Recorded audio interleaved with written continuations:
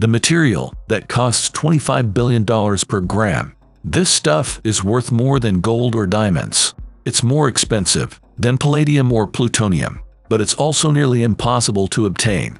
This stuff is antimatter. Antimatter is the opposite of regular matter. At the atomic level, it's made up of the same particles, but they have the opposite electric charge. Protons in antimatter are negative and called antiprotons. Electrons are positive and called positrons. Antimatter cannot come in contact with matter. If it does, they instantly annihilate each other. The result is a 100% efficient release of energy. This pure energy release makes antimatter very attractive. It could prove to be extremely useful. Even the most efficient nuclear weapons are no match. They only convert 7 to 10% of their mass into energy. Antimatter-to-matter collisions achieve 100%. A gram of antimatter dropped on the ground would create an explosion. It would be big enough to destroy an entire city.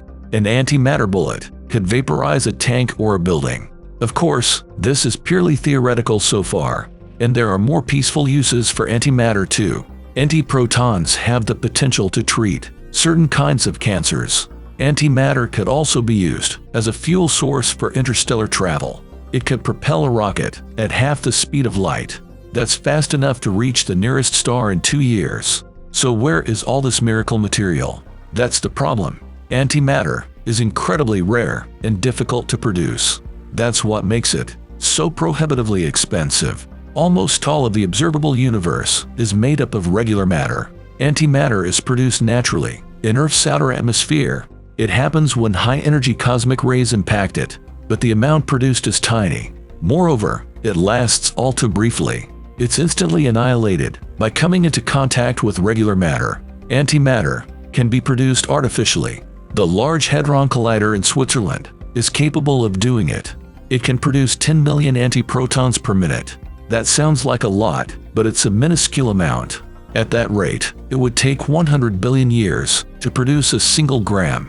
But producing antimatter is easy compared to storing it.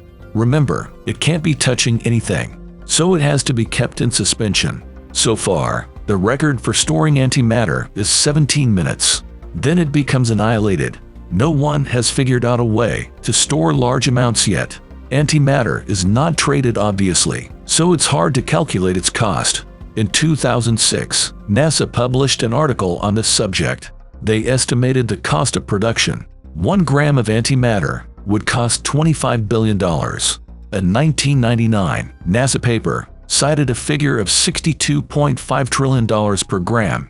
That's about 83% of a world's GDP, just to produce a single gram. For reference, let's compare it to the Manhattan Project. The development of the first atomic bomb was not cheap. Adjusted for inflation, it cost around $23 billion.